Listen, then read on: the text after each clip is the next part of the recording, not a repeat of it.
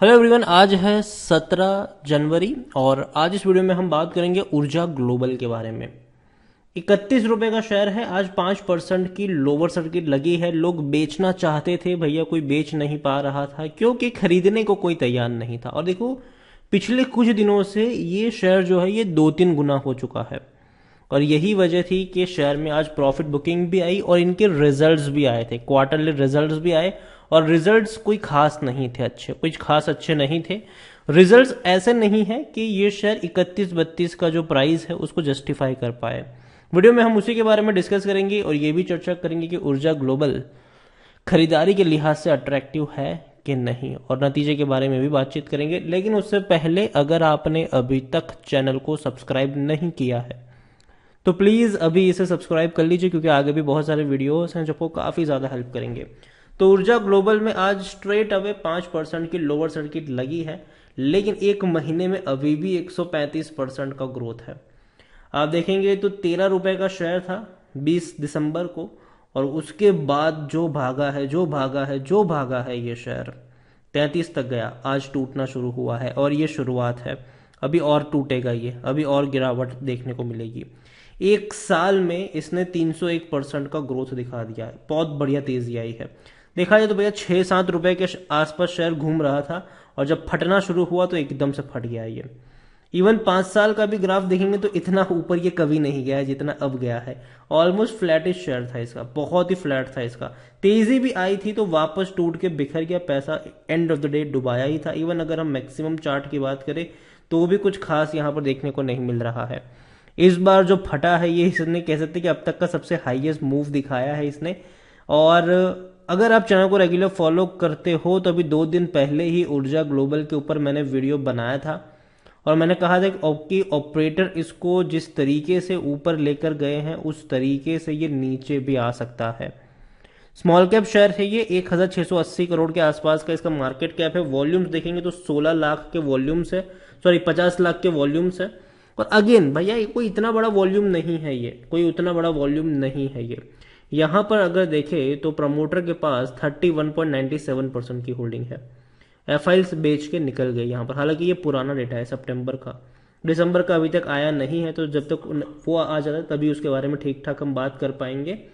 यहाँ पर अगर हम देखें ऊर्जा ग्लोबल को लेकर तो 12% लोग according to Moneycontrol user बेचने की बात कर रहे हैं, वरना भैया अभी भी 80% लोग कह रहे हैं कि खरीद लो खरीद लो खरीद लो।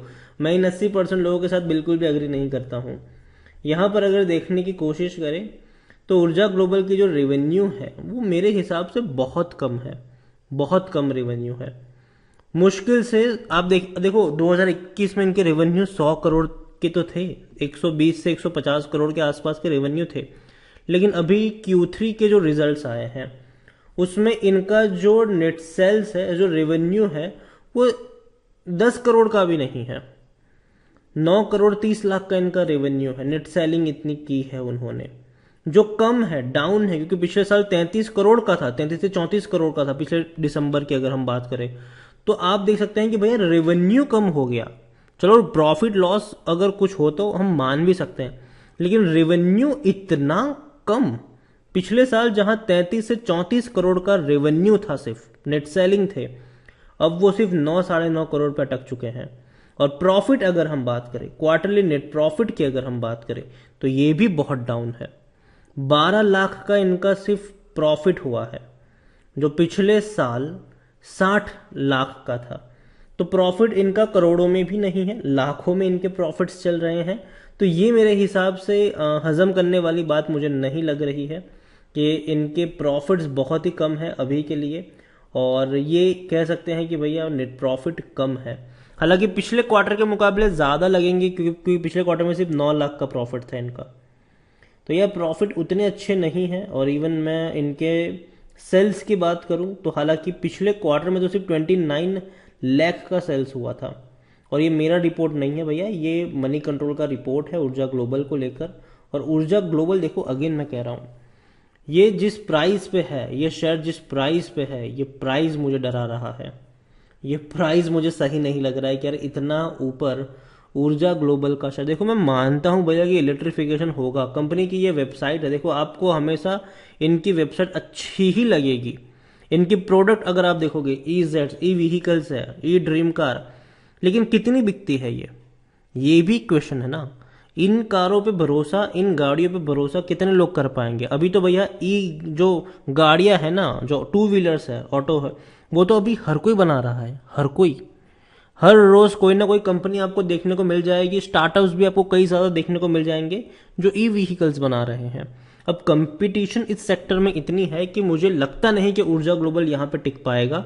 ऊर्जा ग्लोबल की जो चीजें जो टिकने वाली चीजें हैं वो इनकी लिथियम आयन बैटरी है, वो सोलर होम लाइटिंग सिस्टम है, वो सोलर पैनल है, स्ट्रीट लाइट है, यहाँ पर even solar water heater, solar pump, solar inverter, ये सारी जो चीजें हैं जिस पे मैं भरोसा कर सकता हूँ। लेकिन मुझे इनकी कार और ये भैया मुझे उतना भरोसा नहीं आ रहा है उनके ऊपर। और आप खुद सोच के देखिए कि अगर आपको कोई ई व्हीकल्स लेना पड़ेगा तो आप इनसे लोगे या किसी और से लोगे, आप खुद चीज़ों को इवेल्यूएट करके देखो। बैटरीज भी बनाती है, ऑटोमेटिव बैटरीज हो या ई रिक्शा बैटरीज हो, ये अच्छा है इनका business. Inverter battery, solar battery, ये अच्छा है। लेकिन अगेन मैं कह दूं, ऊर्जा ग्लोबल का जो मेन मार्केट है वो शहरों में नहीं है, इनका मार्केट छोटे गांवों में है। छोटे शहर और गांवों में इनका मार्केट है। बड़े शहरों में आपको ऊर्जा ग्लोबल देखने को मिलेगा ही नहीं। बड़े शहरों में इनकी जो प्रेजेंस है वो आपको उतनी ज्यादा देखने को मिलेगी ही नहीं। ऊर्जा ग्लोबल को लेकर मैं एक ही चीज कहूंगा कि भैया 31 रुपए का जो प्राइस है वो बहुत बहुत बहुत महंगा है।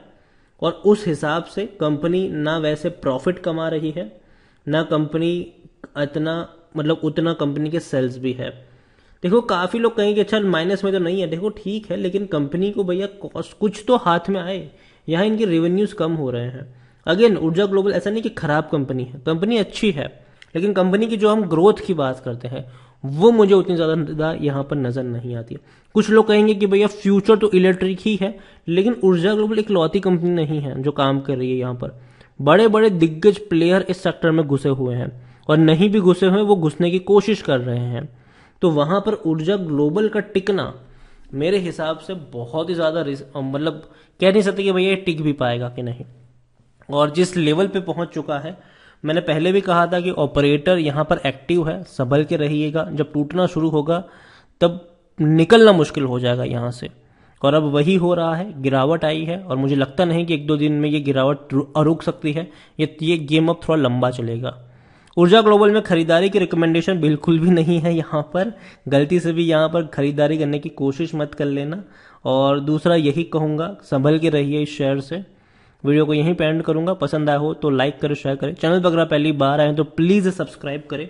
और ऊर्जा ग्लोबल के बारे में आप क्या सोचते हैं वो भी आप मुझे कमेंट में लिखकर बता सकते हैं। Thank you.